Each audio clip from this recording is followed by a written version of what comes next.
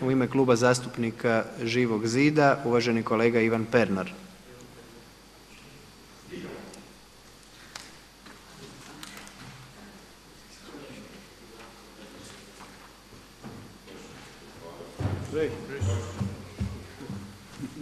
Preživjet ćemo. Neću se dati tako lako. Htio bih reći, evo, imamo na dnevnom redu danas HBOR. I što nama HBOR nosi?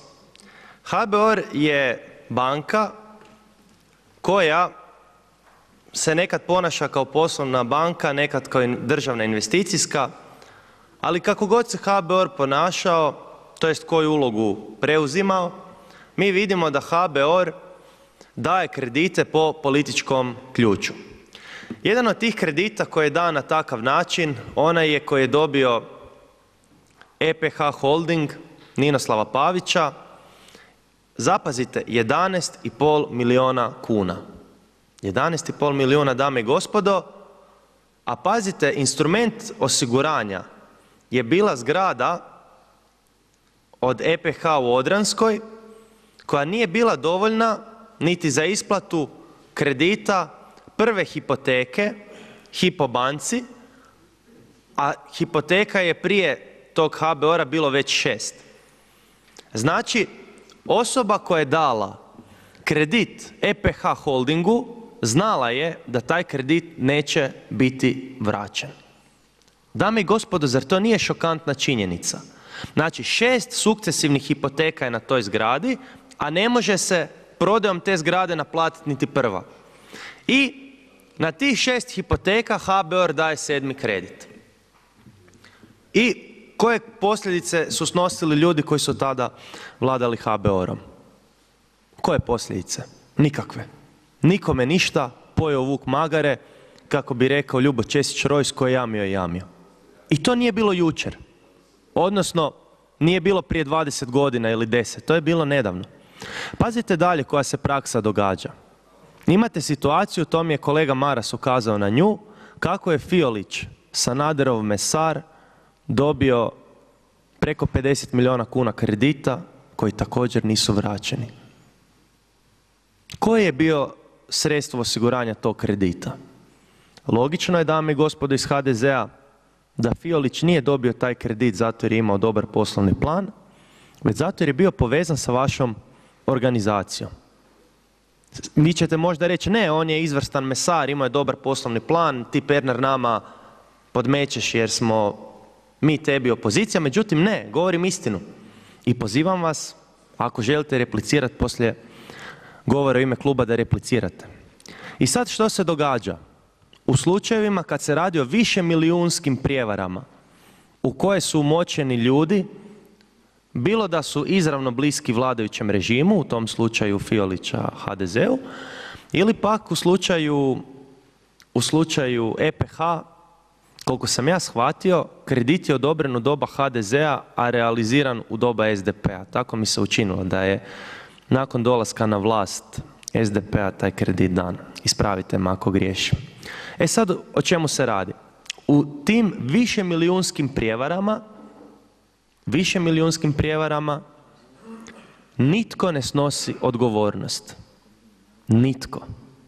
Međutim, vi ćete reći, to jest da samo objasnim što to znači. Pokušajte zamisliti da ja, Ivan Pernar, svoj stan u Pavlanskom putu, da imam neku firmu u čije je vlasništvo taj stan i da je na tom stanu već 6 hipoteka i da iznos duga već premašuje, ne znam, 8 puta ili 10 vrijednost mog stana. Da li bi meni HBOR prihvatio taj moj stan kao jamstvo za kredit od recimo 1 milijun kuna za, ne znam, proizvodnju kemijski, na primjer, karikiram, nebitno. Sigurno da ne bi. Rekli bi, ta hipoteka vama nije dovoljna. Međutim, Ninoslavu Paviću ta hipoteka bila je itekako dovoljna. I sad što se događa? Te velike ribe koje su isisavale milijarde, njima niko ništa. A onda dolazimo u situaciju s poljoprivrednicima koji realno gledano su imali višestruko manje kredite i koji su za razliku od Fiolića i Ninoslava Pavića dizali kredite ne s namjerom da prevare HBOR, već s namjerom da te kredite vrate. Znači ovdje je bitna namjera. Ti seljaci su dizali kredite s namjerom da ih vrate. Zalagali su svoju imovinu i sad što se događa? Od Fiolića i EPH, danas Hanza Medije, naplatit se neće 1 kuna, a ti seljaci, poljoprivrednici, imaju blokirane račune, ovršene, prodaje im se kuća, njihov jedini dom. Koje su to situacije, dame i gospodo? Imamo situaciju takvu, imali smo u Dalmaciji, zaboravio sam koji grad, Grgić se, mislim, čovjek prezivao, njemu je banka prodavala dom zbog tog HBOR-ovog kredita. Čovjek je kupio ribarsku brodicu. I sad što se događa? Imamo sustav enormnog licemjerja. Licemjerja u kojem bankar iz HBOR-a koji je odobrio kredit od 11,5 milijuna kuna EPH Holdingu neće snositi nikakvu odgovornost, a policajac koji je uzeo 200 kuna mita, vi ćete njega izbaciti na ulicu. Odnosno, daćete mu otkaz jer je uzeo mito od 200 kuna. A niko se ne pita da li je taj policajac kojim slučajem i sam u kreditu i da li bi on mogao vraćati taj kredit koji ima, odnosno da li bi bio deložiran da ne iznuđuje mito od ljudi. Hoću reći da ja se zalažem za pravnu državu, zalažem se za to da se krediti vrate, ali zahtijevam da se krene ne od policajca prometnog, već od ljudi koji vode HBOR. Zašto ti ljudi nisu u zatvoru? Sam Bog zna. Moja pretpostavka je sljedeća. Imaju dovoljno novca i potkupili su sve koje je trebalo potkupiti. A policajac koji je uzeo 200 kuna mita, koga on mogao potkupiti? Nikoga. I što se događa? Postoje pošteni policajci koji nisu uzeli mito, kao policajac iz Rijeke koji je vidio ubojicu sestara Filipović i o tome javno progovorio. I kad je nazvao dispečera u policijsku postaju, poklopili su mu slušalicu. Zašto? On tvrdi zato jer je vidio sina od riječkog tajkuna i bliskog Sanaderovog prijatelja, gospodina Ježića. Što se događa s tim policajcem poštenim? Dame i gospodo iz HDZ-a, taj policajac dobio je otkaz. I ne samo da je dobio otkaz, nego je dobio i tužbu od strane tog sina od riječkog tajkuna Ježića, gdje on traži odštetu zato jer on progovori o tome javno, a pritom još i mene tuži za odštetu od 100.000 kuna. Zamislite koji je to apsurd, dame i gospodo iz HDZ-a. Znači vi imate situaciju gdje se zakon prelama na sitnim ribama, na policajcu koji je uzeo 200 kuna mita ili pak na poštenom policajcu koji dobije otkaz i sudski spor. I što ako on sudski spor izgubi? A ko vodi pravosuđe? Pravosuđe vode isti oni ljudi koji skrivaju kriminal u HBOR-u. Isti oni koji su Fioliću davali kredite. Odnosno koji su štitili Fiolića kada je dobivao kredit i one koji su mu davali kredit. Znači, mi u Hrvatskoj nemamo trodiobe vlasti, dame i gospodo. Postoji jedna stranka koja kontrolira sve institucije vlasti i ta stranka po imenu HDZ je čak bila i osuđena na sudu za izvlačenje novca izravno iz državnih poduzeća. I što HDZ radi? Mijenja zakon i onda ta presuda pada na Ustavnom sudu. Iako je nesporno da se novac uzimao. Vi ćete reći hrvatsko pravosuđe. Zašto govorim ovo sve? Govorim zato jer imate još gorih slučajeva. Imate slučajeve gdje u istom predmetu sud osudi i oslobodi. Znači, Čobanković je osuđen da je dao mito vaš predsjedniku HDZ-a Ivi Sanaderu bivšem, a Sanader za isti taj predmet, isti sud njega oslobodi da je primio mito. Kako u istoj stvari nešto može biti i ne biti. Znači ako sam ja Miru Bulju platio ručak, hipotetski, iako nisam nikada, kako je moguće da taj ručak nije bio plaćen od strane mene Miri Bulju? Nikako. Znači, naše pravosuđe je koma, horor film. A zašto ovo govorim? Zato jer mi svakog dana, ja znam gospoda iz HDZ-a će reći ovo je povreda Poslovnika. Sad ću objasniti zašto sam morao skrenuti s teme. Zato jer me svaki dan zovu ljudi koji se žale na korumpiranost institucija pod vašom kontrolom. I kažu Pernar pomozi. Pernar, u DORH-u su korumpirani. Pernar, sudovi sude pristrano. I što ja da kažem tim ljudima? Oni traže sastanak sa mnom. Onda sam rekao, gospodo i dame, sve dok je HDZ na vlasti, nema smisla ni potrebe da se ja s vama nalazim, jer znam da se u pravosuđu neće ništa promijeniti. A zašto? Zato jer vaša stranka sustavno štiti i pokriva kriminal koji se događa u HBOR-u i sukladno time naravno da ćete glasati za prihvaćanje tog izvješća od HBOR-a. Naravno. Pa vašim ljudima su davali te kredite koje oni ne vraćaju.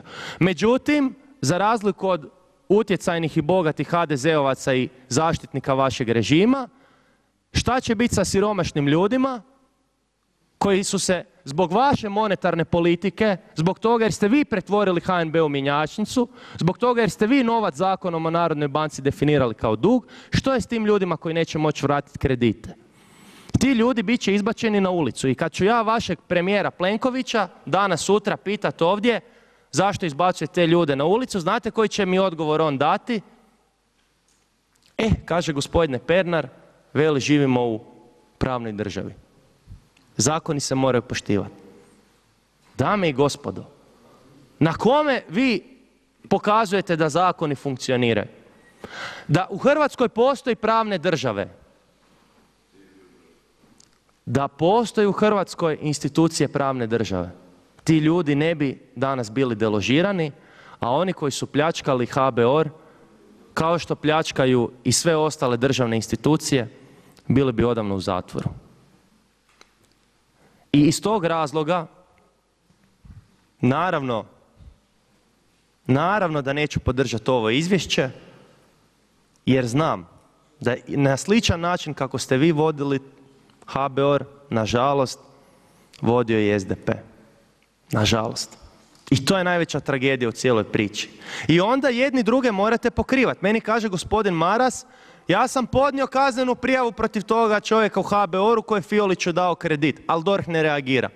Zašto DORH nije smio reagirati? A kaže meni Maras, ja sam bio ministar gospodarstva.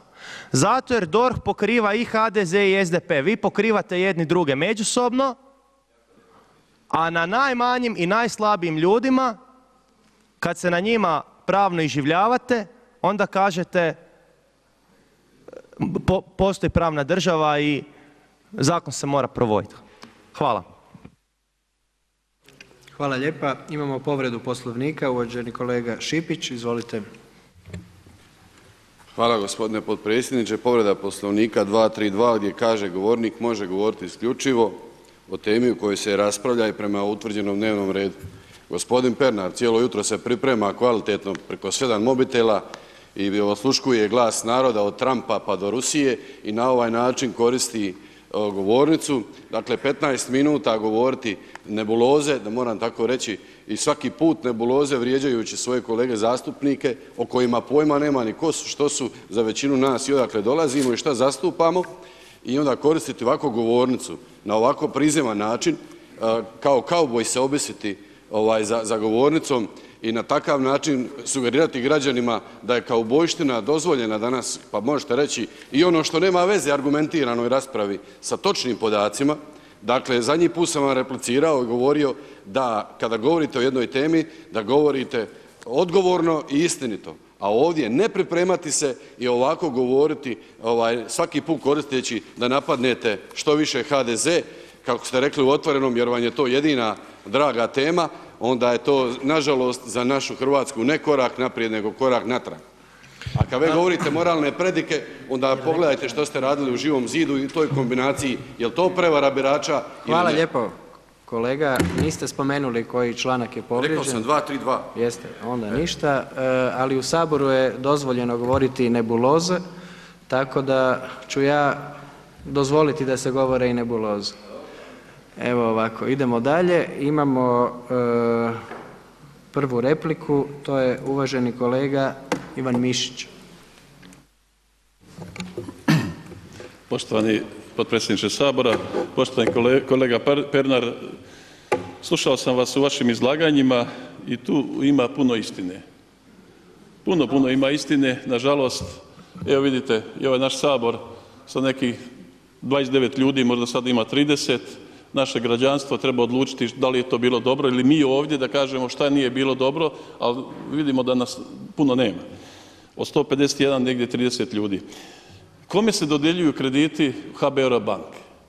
Malo prije Panenić spomenuo 2 milijarde kuna nisu vraćene. 2 milijarde kuna nisu vraćene. To je dozvoljavao i HDZ i HNS i SDP. Znači sve stranke koje su ovih 20 godina vladale su dozvolile podobnim privrednicima da dobiju podobne kredite i na kraju da ih ne moraju čak ni vratiti.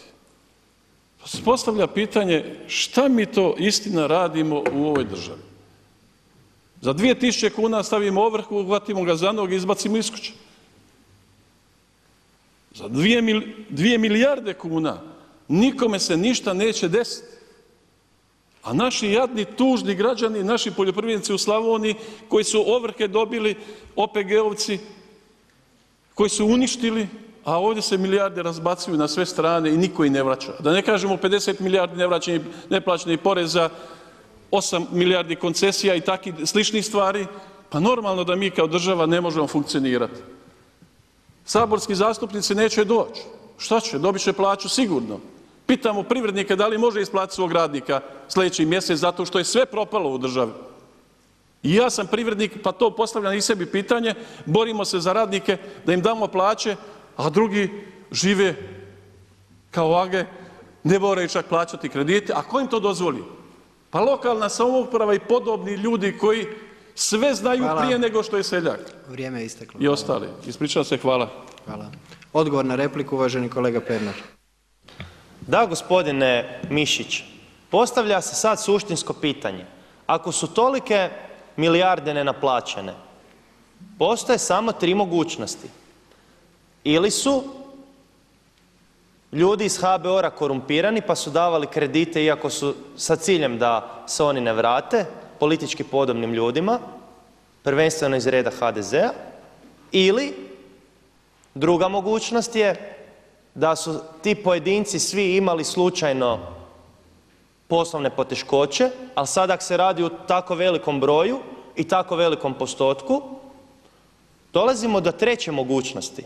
A treća mogućnost je da je financijski sustav korumpiran i da se krediti u biti ne mogu vratiti. Znači, ako vidimo srazmjere koliko je kredita nevraćenih, vidimo da ovdje ne može se govoriti o odgovornosti pojedinca, već da postoje samo 2 mogućnosti ili kombinacija 2 mogućnosti. Da su ljudi u HBOR-u korumpirani i da je monetarni sustav postavljen na način da su krediti tehnički neotplativi. I postavlja se pitanje tko će za to odgovarati? Tko će odgovarati za ovu monetarnu politiku? Guverner Vujčić ne može, jer njemu čak ne možemo ni odbiti izvješće.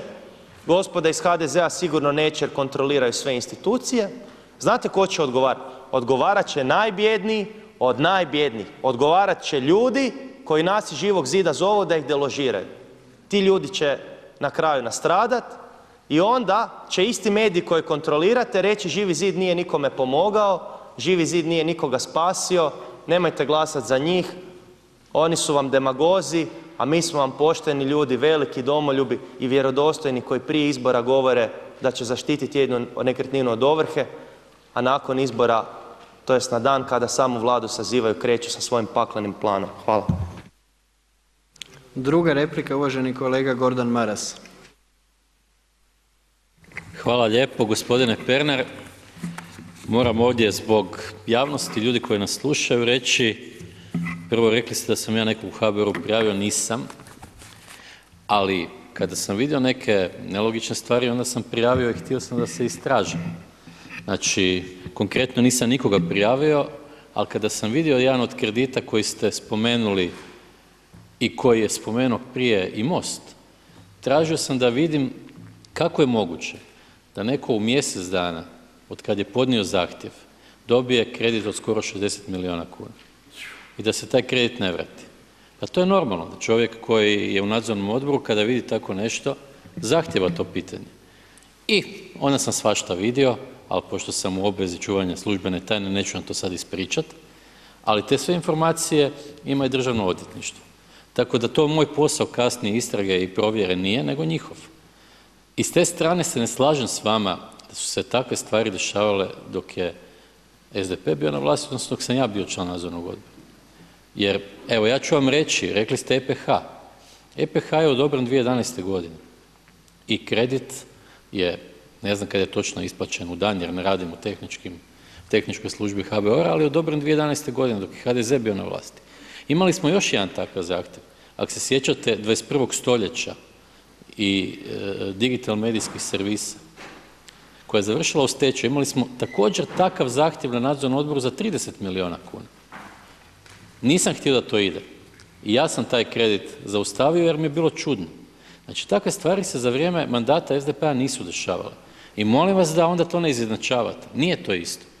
Znači, kada neko na ovaj način dijeli ko što se dijelilo i na drugačiji način postupa kao što sam to radio ja, to jednostavno nije isto. Odgovor na repliku, kolega Pernar. Zahvaljujem se gospodinu Marasu na korekciji i eto, nažalost, svi znamo da su razmjeri kriminala koje je provodio HDZ asimetrični u odnosu na ono što je radio SDP. Na kraju krajeva zato i HDZ-u suđeno kao, kako bi to rekao, udruženom zločinačkom pothvatu za pljačku države. Međutim, što se dogodilo? Pravosuđe, presude su pale, a svjedoci koji su svjedočili da su davali novac, koji su svjedočili da su potpisivali isplatnice iz crnih fondova, oni su preko noći dobili amneziju. Zaboravila je blagajnica i računovođa kome je davalo i šta se radi, odjedanput svi svjedoci na ponovljenom suđenju, njihovi iskazi više ne vrijede, sad je HDZ na vlasti i šta se događa? Naravno, gospodo iz HDZ-a, da vi nećete biti osuđeni, naravno, zato ćete uvijek mahat pričama o pravnoj državi i poštivanju institucija, a Pernar koji kaže to što vi radite je farsa, to je licemjerje, vi ćete reći Pernar ne poštuje pravnu državu. Dame i gospodo iz HDZ-a, to što DORH radi,